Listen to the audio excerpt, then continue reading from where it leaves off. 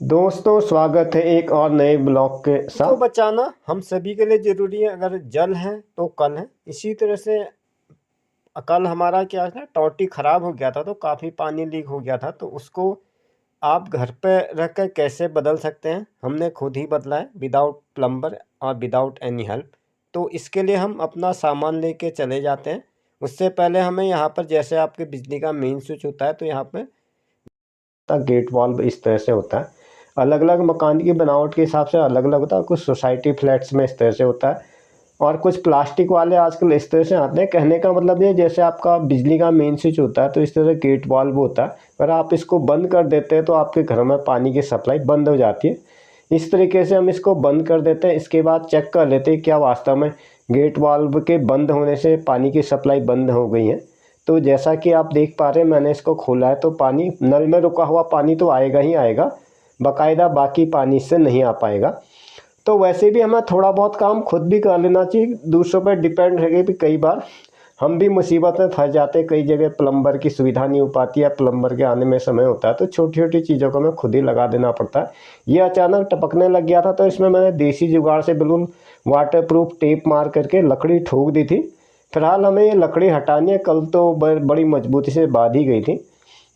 क्योंकि होता ही है, घर है तो घरों में दसों समस्याएं होती है। कभी बिजली का बल्ब फ्यूज हो जाता है, कभी टेप खराब हो जाता है, ऐसा सभी घरों में होता है सामान्यतः। फिर भी हमें हर तरह का काम थोड़ा बहुत आना भी चाहिए और प्रैक्टिस भी होनी चाहिए। इस तरह से मैंने इसको काट लिया है। अब आप देखो मैंने इसको कितनी अलग अलग तरीके से बांधा था। पहले इसको प्लास्टिक के टेप से बांधा गया था, वाटरप्रूफ टेप, उसके ऊपर धागा बांधा गया था, फिर लकड़ी को कसकर ठोका गया था। शुरू में मैंने भी ध्यान नहीं दिया तो सारा टैंक एक ही बार में खाली हो गया। तो मिसयूज़ तो किसी भी चीज़ की, पानी की बर्बादी गलती होती है, तो उतना ही मुझे पैकेजिंग इसमें से खोलना पड़ेगा। तो इसको चाकू से मैं इसको अच्छी तरह से काट लेता हूँ और लकड़ी को हटा देता हूँ। तो इसमें यह एक इन्फॉर्मेटिव ब्लॉग है जिसमें मैं आपको बताने जा रहा हूँ कि अगर आपके घर में कभी वाटर टेप खराब हो जाता है, जिसको हम लोकल भाषा में टोटी भी कहते हैं, कई जगह इसको ब्रश कार्ग भी कहा जाता है, तो इसको किस तरह से लगाया जाता है। ब्रश कार्ग पहले होता था जब पीतल की टोंटियाँ होती थी, अब तो ज़्यादातर प्लास्टिक की और स्टेनलेस स्टील की ही ज़्यादातर आती हैं।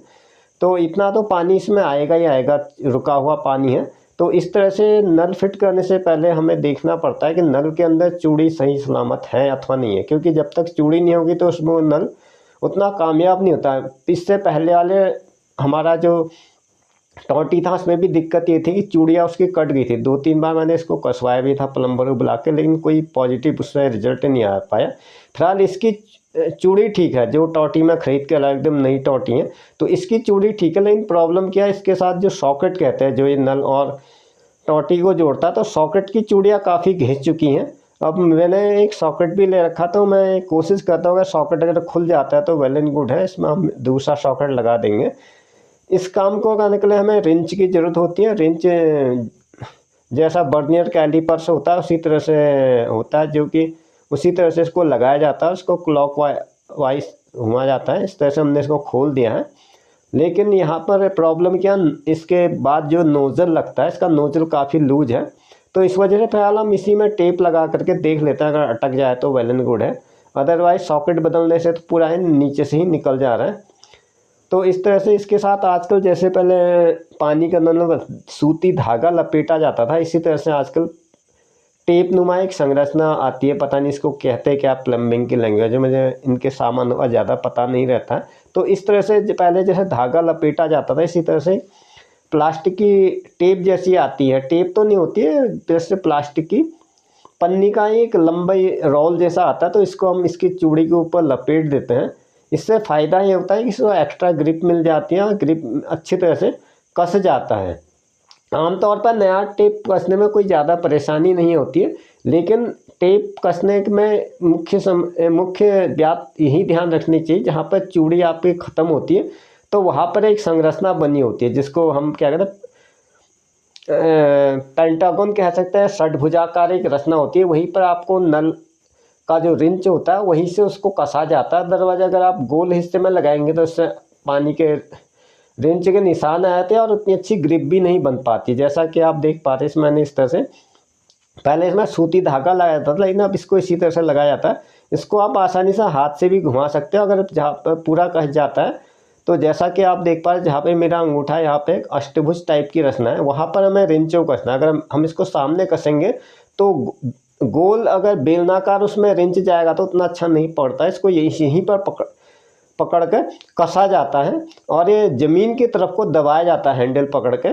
कहने का मतलब ये है, जैसा हम कहते हैं क्लॉकवाइज कहा जाता है, घड़ी के घूमने की दिशा में अगर आप इसको घुमाएंगे तो कसा जाएगा, घड़ी के घूमने की उल्टी दिशा में इसको घुमाएंगे तो वह खुल जाएगा। फिलहाल इस तरह से इसमें क्या नोजल थोड़ा बड़ा हुआ है, फिलहाल हमें इसकी ज़रूरत भी नहीं है। तो इसका तरीका ये होता है, जहाँ पर आपकी टोंटी का लास्ट हिस्सा होता है वहाँ पर एक पेंटागन या षटभुजाकार रचना होती है, वहाँ पर आपको रिंच को फंसा लेना है और तब जाके उसको घुमाना है। घुमाने के लिए वही है कि घड़ी के घूमने की दिशा में आपको रिंच को घुमाना है। अगर कसने के लिए, अगर खोलना है तो आपको फिर एंटी क्लॉकवाइज होता है। वो लॉजिकल बात होती है, अगर हम किसी भी चीज़ को बंद करेंगे तो क्लॉकवाइज में ही होता है। इस तरह से आपको आहिस्ता आहिस्ता लगा देना, इसमें कोई इतना बड़ी बात भी नहीं होती। अगर यही काम आप प्लम्बिंग से कराते तो आजकल के टाइम में आपको पता ही है, कोई भी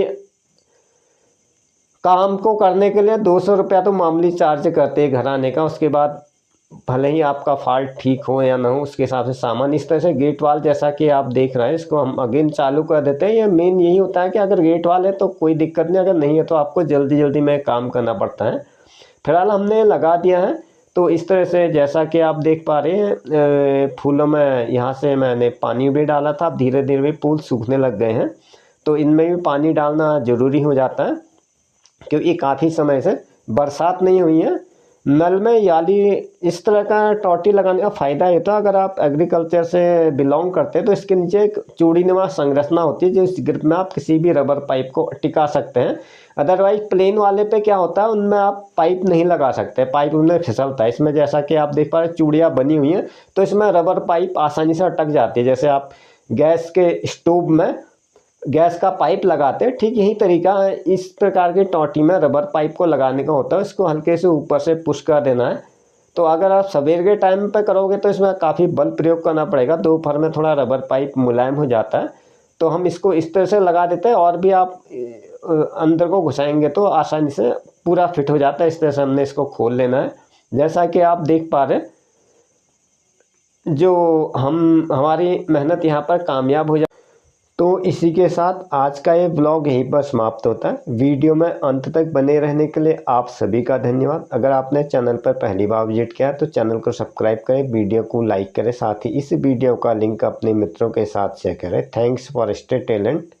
इसके अलावा सेम टू सेम नाम से मेरा फेसबुक पेज और व्हाट्सएप चैनल है, वहाँ पर भी आप विजिट करके same to same video search कर सकते हैं, देख सकते हैं। Thank you.